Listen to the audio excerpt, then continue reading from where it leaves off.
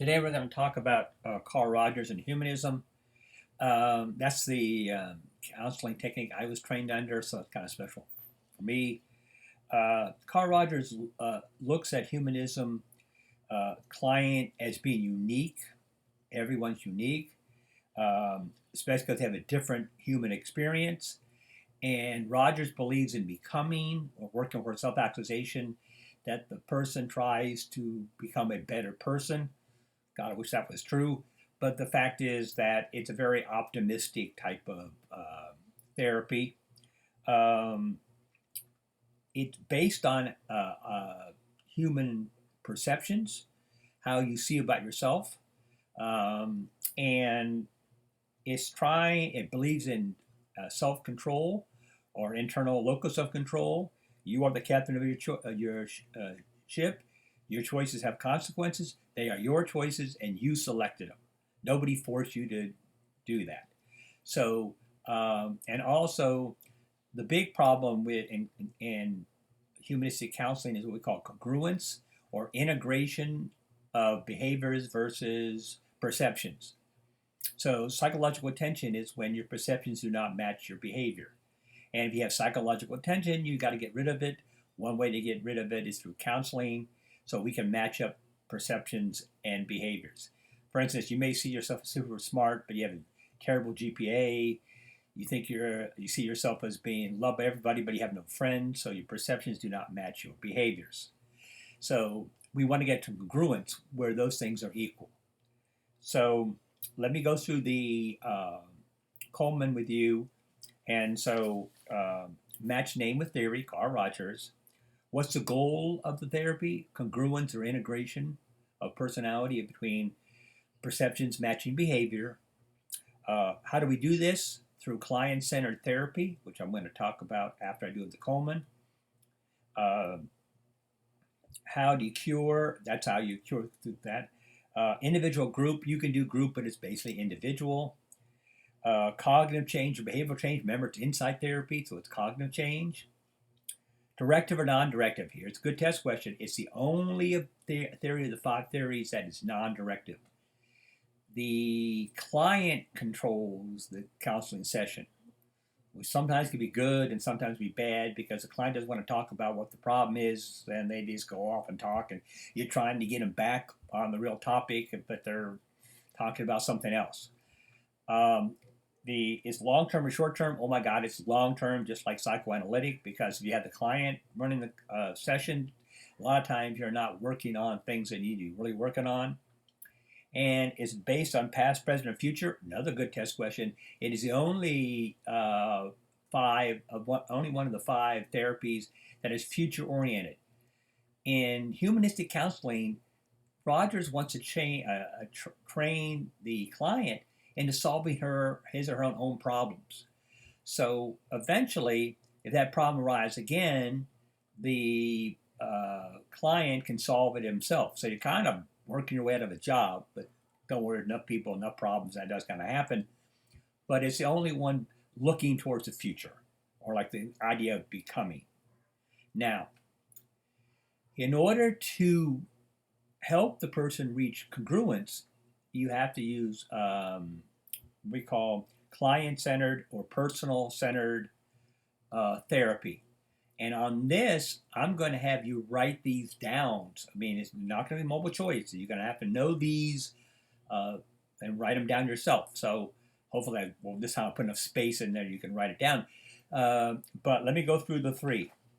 The first is positive regard. Remember, it used to be unconditional positive regard, and we dropped that because only your mother and your dog, and we know your mother lies to you sometimes, so it's only your dog. So we just call it positive regard. What that means is that two things: you do not judge the client, and two, you believe the client is worthy of your help. If you don't think the client's worthy of your help, you shouldn't be helping them. So you make no value judgments. When I was doing counseling at Rayford State Prison, the maximum security prison in the state of Florida, I never asked the clients why they were in there because I didn't want that to change the way I looked at them. So, positive regard is you have to consider whatever the stupid thing they did. Well, you're not supposed to say stupid because you're judging them. Whatever thing they did, at that moment for them was the best choice, which it didn't turn out to be that way, but that's a positive regard. So you have to believe in the client, and you don't go, oh my God, that was stupid, or what were you thinking, because those are value judgments. The second thing is empathy. And empathy is no sympathy. Empathy is that you understand how the client is feeling. Now, obviously, you cannot know exactly how the client's feeling. You can't say, I know exactly how you're feeling, because you don't, because you're in a different experience. But you can relate to it. So even though it didn't happen to you, you can say situations like, you know, I was depressed once, or I was unhappy once, and but is this what you're feeling? And that's showing empathy. Empathy, according to Rogers, is the most important thing. That is when you walk a mile in a moccasins with your client, that you know exactly how the client, well, not exactly, but you know how the client is feeling, and so you can connect. The third is genuineness. And genuineness is a term that everybody goes, oh, I can do that. Genuineness is being honest and real. And that is not as easy as it sounds, because genuineness could get you into trouble. Because if you ask a question to the client and you expect a truth answer, the client can ask you a question and he or she expects a true answer, and that could get you into some kind of problem. Let me give you two instances actually that occurred. When I was in grad school, I know centuries ago, I was a head student of the counseling department. Not because I was any good, because I was there the longest, but anyway, my job was to keep look over all the people that are on internships and make sure they weren't raping and pillaging. And so, if they had a question, I was supposed to solve it. If I couldn't solve it, I was supposed to contact the instructor or professor, and they didn't want to be contacted, so the buck stopped with me. I had a really good friend named Paul Pitts. I think last time I talked to Paul, he was head of the counseling department at University of West Florida, and he was a really good counselor. And he came to me, and he was doing his internship at Mountaintop. Mountaintop was working with the Gainesville school system, and Mountaintop was a trailer with 3 steps. Well, Alaska was flat, so I guess you could call that a mountain because you have to walk 3 steps. But anyway, what they did was when they expelled students, instead of expelling them from school, they expelled them to Mountaintop.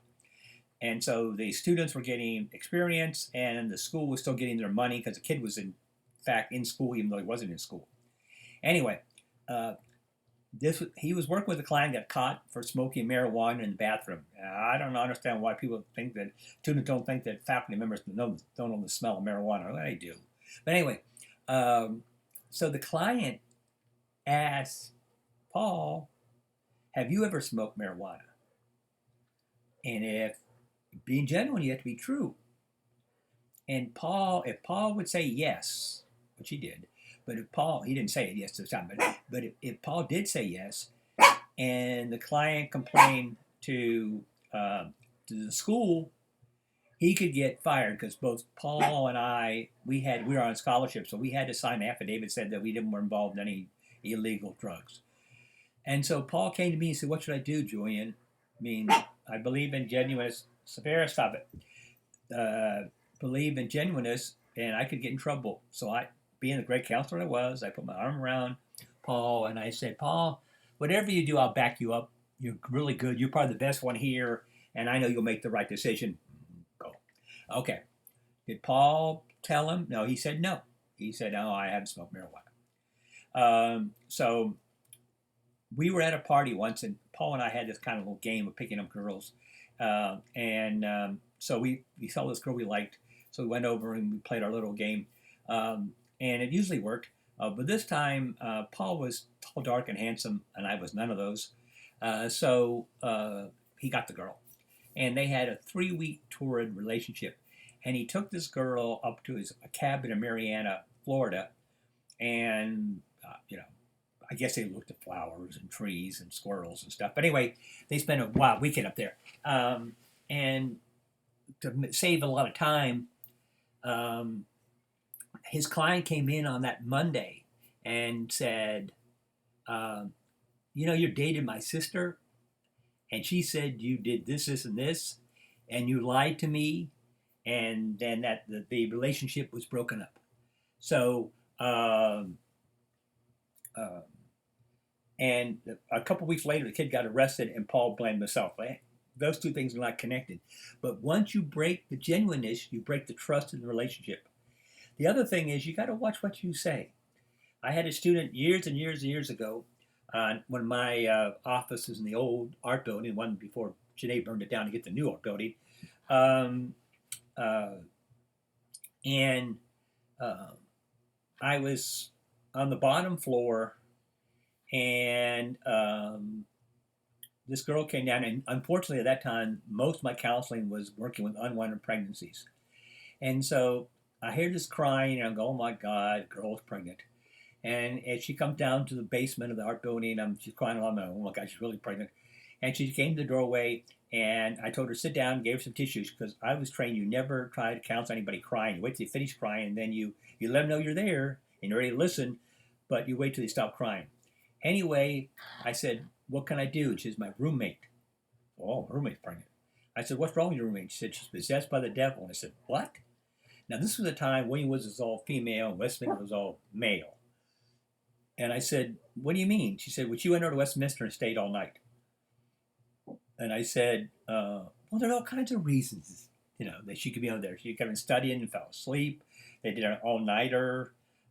She might have had a little wine. They went to drive her back drunk. I mean, all kinds of things. She says, no.